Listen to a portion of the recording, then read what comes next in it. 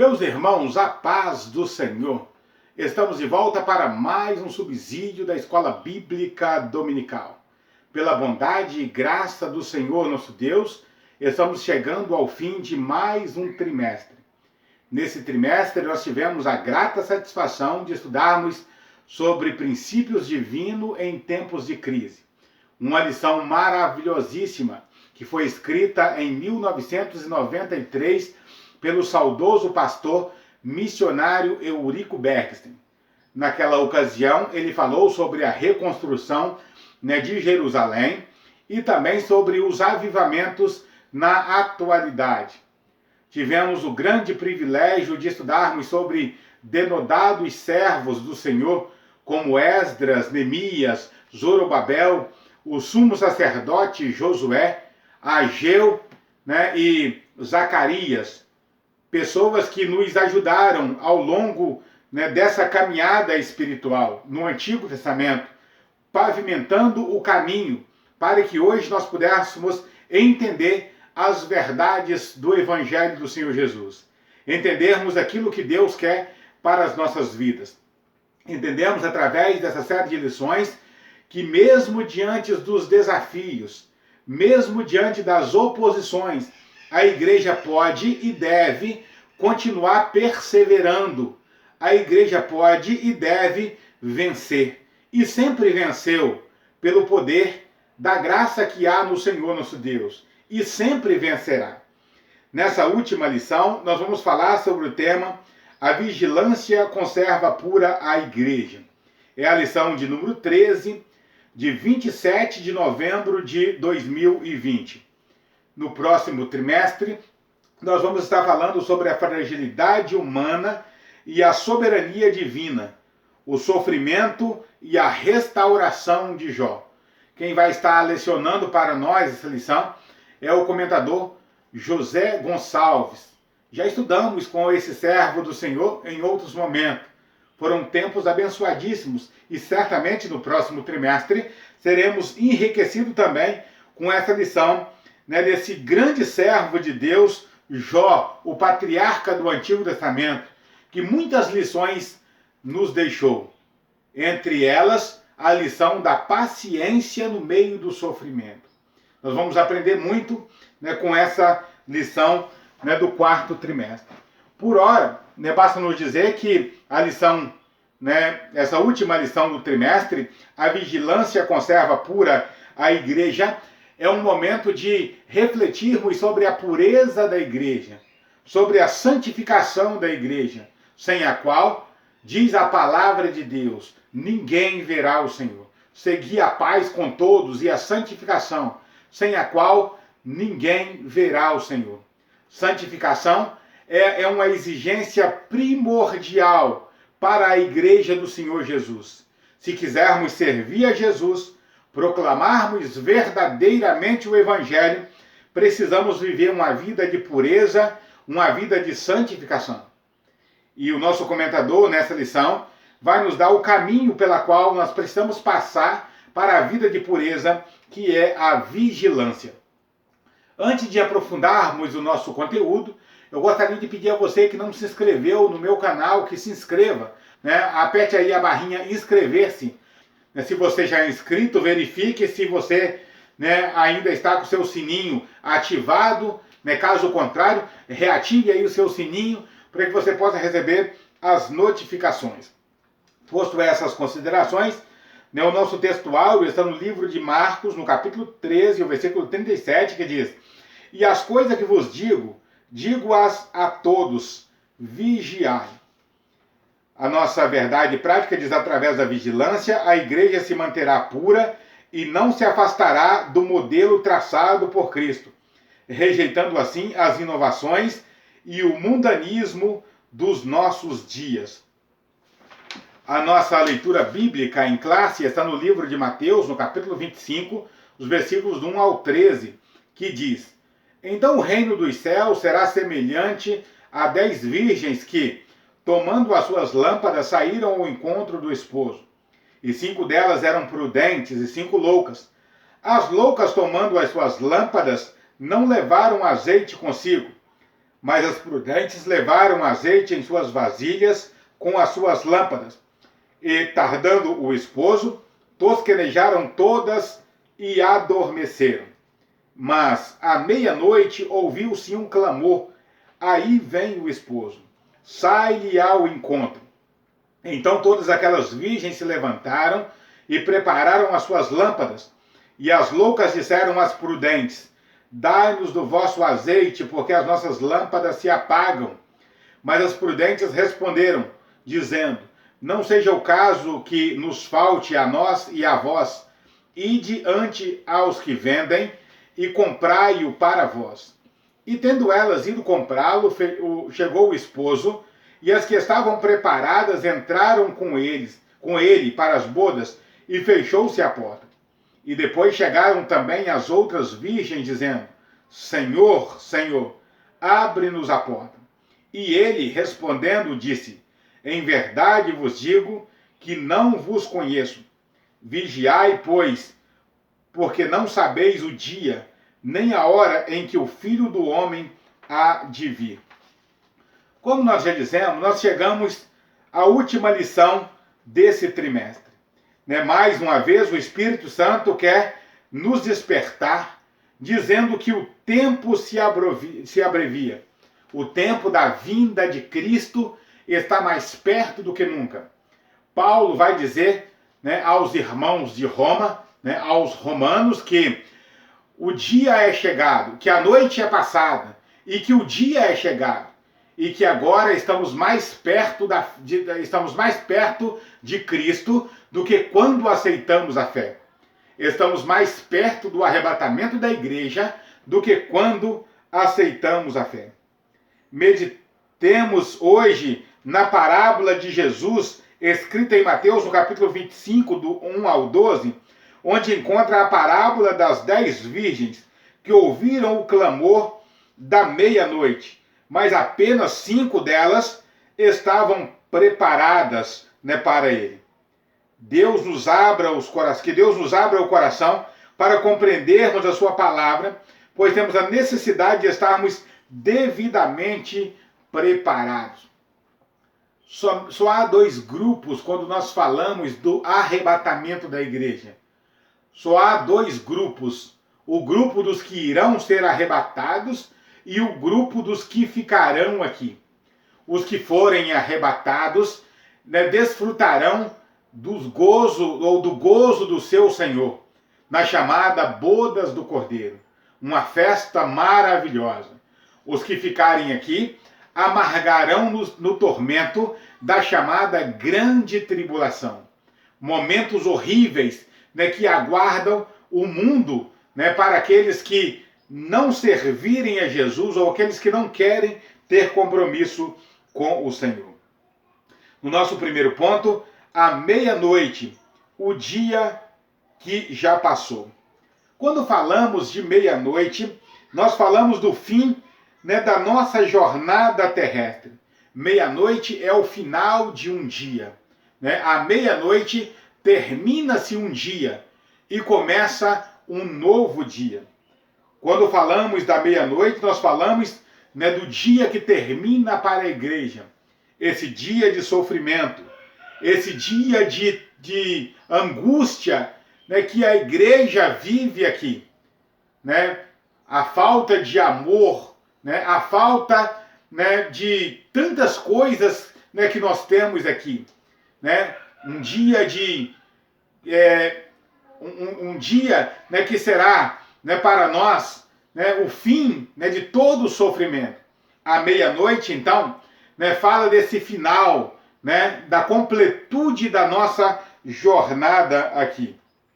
Começa-se uma nova etapa para a igreja do Senhor Jesus. A igreja do Senhor Jesus vive os últimos momentos aqui na terra. O apóstolo João já dizia: filhinhos, é já a última hora. Estamos vivendo a última hora da igreja. Todo o período do Novo Testamento até o arrebatamento da igreja é chamado na teologia de a última hora. É o último momento da igreja aqui na terra.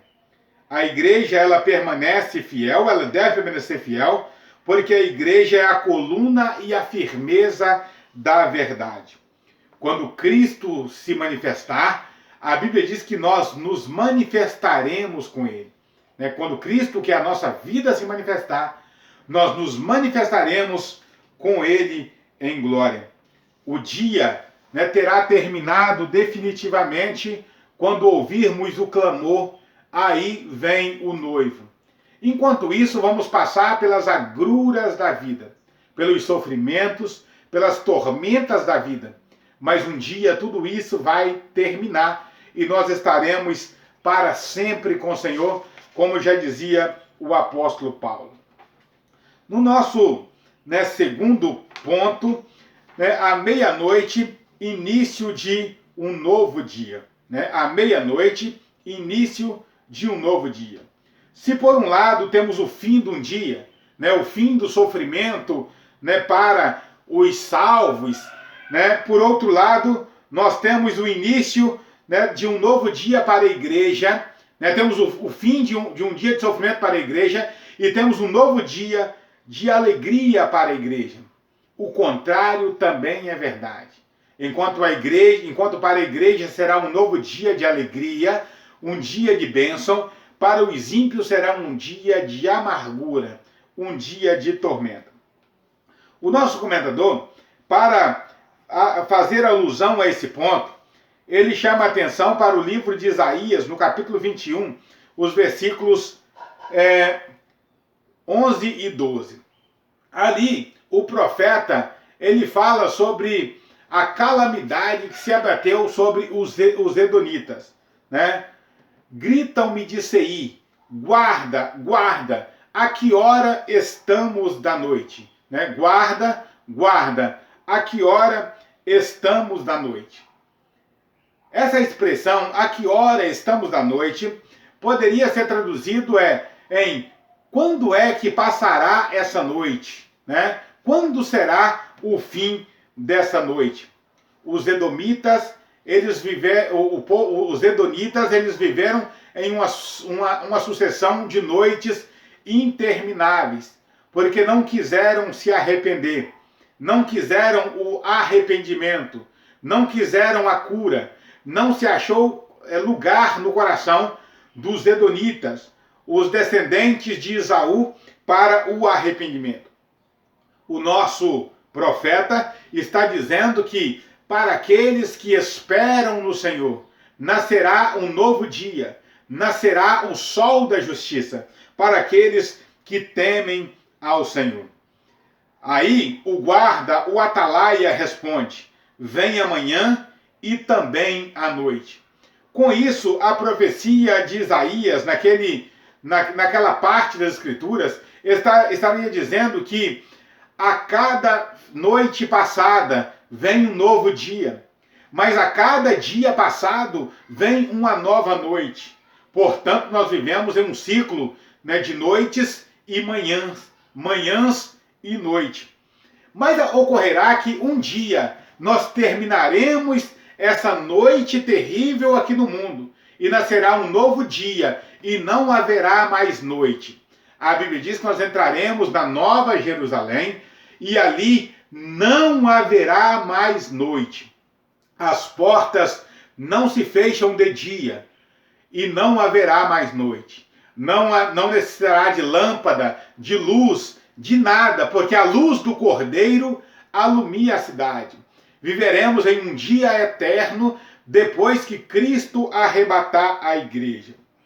Aqui o nosso comentador vai dizer: amanhã começará um novo dia, o dia da eternidade, cujo início se dará quando Jesus chamar para si aqueles que lavaram as suas vestiduras no sangue do Cordeiro.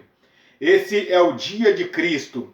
Naquele momento, melhor do que nunca, Jesus verá o fruto do seu trabalho e do seu sofrimento. Os que são de Cristo ressuscitarão e serão transformados os vivos, e serão transformados os vivos. E Jesus levará sua noiva para a sala das bodas, onde a igreja se unirá para todo sempre. Desde já, oremos e digamos: ora vem, Senhor Jesus. Esse dia, sim, será um dia interminável, quando a igreja entrar para as bodas do Cordeiro, para estar com Cristo para sempre, porque com Cristo não haverá mais noite. Mas aqui o nosso comentador diz: e vem a noite. Quando Jesus levar, a noiva começará também o dia da ira, enquanto para a igreja vai ser um dia interminável, para o mundo será uma noite interminável, uma noite sem trégua, uma noite de amargura e de sofrimento, onde a Bíblia diz que haverá trevas e ranger de dentes. Os ímpios serão lançados no lago de fogo, junto com todas as gentes que se esquecem de Deus. Ali, o terror tomará conta dos ímpios para todo sempre. Essa noite não passará jamais. Enquanto estamos vivendo aqui, meu amado irmão, nesse tempo que nós denominamos de o tempo da graça, é uma oportunidade para você que está assistindo esse vídeo, que não aceitou a Jesus ainda, aceitar a Cristo, entregar a sua vida ao Senhor e deixar Jesus entrar no seu coração, para que a nova manhã, o novo dia, o dia de Cristo te alcance e que você não seja alcançado pelas trevas da noite eterna para aqueles que rejeitaram ou que rejeitarem a Cristo. O nosso terceiro ponto vai dizer: à meia-noite, a hora das trevas. Onde será percebida as trevas? Né? Onde será percebido essas trevas? Primeiro, as trevas será percebida na natureza. A natureza, ela sente as trevas. Quando Jesus morreu, o sol deixou de brilhar e houve trevas na terra. Hoje toda a natureza geme pelas coisas que hão de sobrevir à terra. A natureza, ela sente as trevas que já se aproxima. Aliás, o pecado enegreceu o mundo. O pecado trouxe as trevas para o mundo. Somente com a redenção em Cristo Jesus é que tanto a natureza quanto os homens, né, serão resgatados desse sofrimento. As trevas também é percebida pelos homens. Os homens sentem as trevas. A Bíblia fala de tempos difíceis, quando o homem, em particular, será atormentado por tentações de todas as espécies. As perseguições à igreja, o ódio aos crentes, a corrupção moral, prova que já anoiteceu faz tempo. O ímpio já vive em trevas. O ímpio já vive em trevas. Quando a noite chegar definitivamente para o mundo, será apenas um selo, será apenas a completude das trevas, da noite eterna que o ímpio viverá. Mas, na verdade, né, o mundo já anoiteceu. A corrupção moral já prova que anoiteceu faz tempo. As trevas também serão percebidas nas nações. Né? As nações estão em trevas. Por que as nações estão em trevas? No mundo há guerra, rumores de guerra, as pestes, né? Fome, terremoto, falta de amor. Né? As trevas já são percebidas no mundo. O mundo já se preparou para a maior catástrofe de todos os tempos, a grande tribulação. O mundo já está preparado. Né? O cenário para a chegada do anticristo está totalmente preparado, porque as trevas já tomaram conta do mundo. Né? A falta de amor, a perversão moral, né? O homossexualismo, o lesbianismo, a mentira, a idolatria, a corrupção, a erotização infantil e tantas outras coisas já tomaram conta do cenário da humanidade. O mundo já está totalmente preparado para a chegada do anticristo. Isso mostra que as trevas já se faz percebida entre as nações. Em muitos lugares é terminantemente proibido falar do nome de Jesus. pregar o evangelho. Os pregoeiros de Cristo pregam porque não temem a morte. Pregam porque sabem que esta é a missão que Deus deu à igreja. Como diz Paulo, é imposta essa obrigação. E ai de mim se eu não pregar o evangelho. Mas pregam com risco da própria vida. Pregam com risco de ter o pescoço decepado. Pregam com risco, né, de ficarem presos e de sofrerem todo tipo de tortura. Isso mostra que o mundo já, né, o mundo já está vivendo numa noite, já está vivendo em trevas. O nosso quarto ponto vai dizer: à meia-noite, a vinda do noivo. Diz a Bíblia: mas à meia-noite ouviu-se um clamor, aí vem o esposo. A igreja do Senhor Jesus não espera um lobo. A igreja do Senhor Jesus não espera o anticristo. A igreja do Senhor espera o noivo. A igreja, a noiva do Cordeiro, está ataviada. A noiva do Cordeiro está bem vestida e preparada para o grande cortejo nupcial que não tarda a acontecer. Em breve, Jesus virá. Em breve nós ouviremos o clamor: aí vem o noivo, aí vem o esposo. O nosso quinto ponto, né, vai dizer o seguinte: o clamor da meia-noite, um brado de alerta. Mas à meia-noite ouviu-se um clamor, aí vem o esposo. É este o clamor que ouvimos em nossos dias. Meu irmão, você está ouvindo esse clamor? Está escutando, né, como o Espírito Santo diz ao mundo e aos salvos, né, que Jesus vem em breve? Esse é o clamor do Espírito Santo. A Bíblia diz: e o Espírito e a noiva dizem: vem. E quem tem sede, venha e tome de graça da água da vida. A igreja, ela clama, né? A igreja está clamando. O Espírito Santo clama, né, pela vinda do noivo.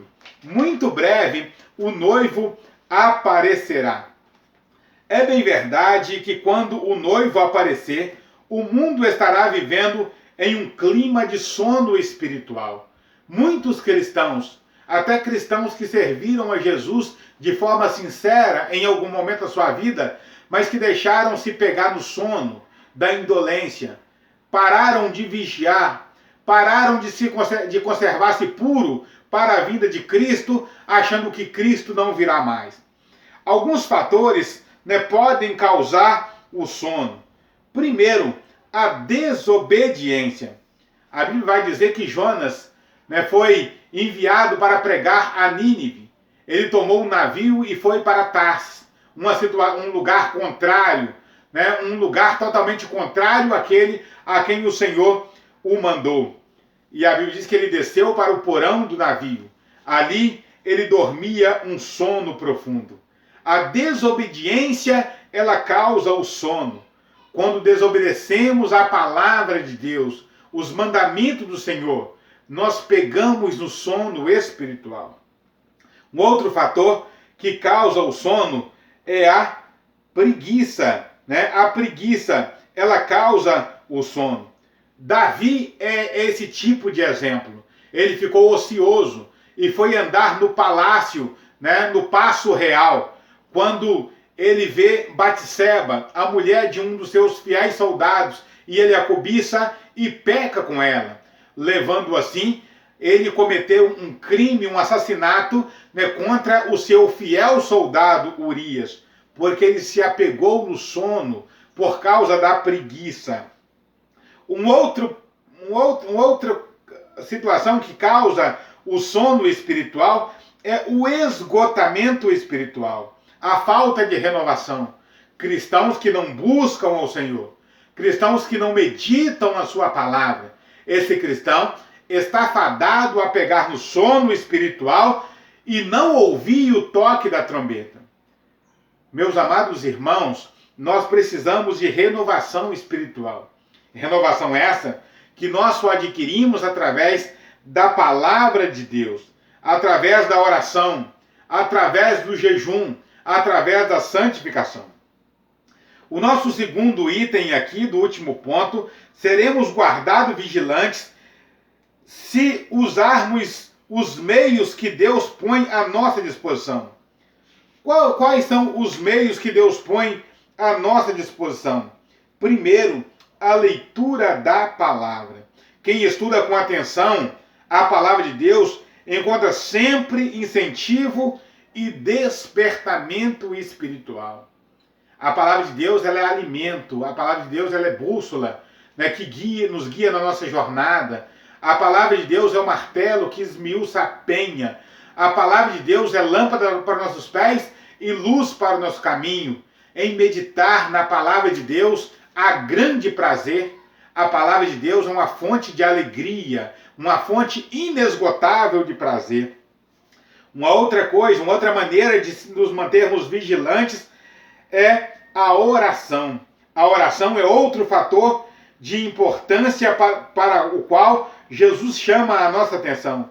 Disse Jesus: vigiai e orai, para que não entreis em tentação.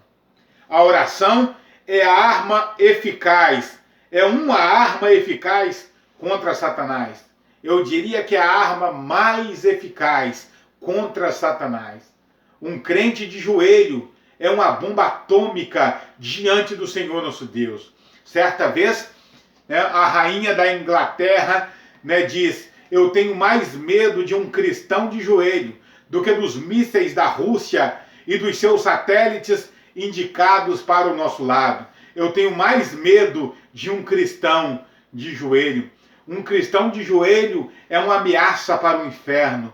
Um cristão de joelho, ele abre a porta do céu e fecha definitivamente a porta do inferno.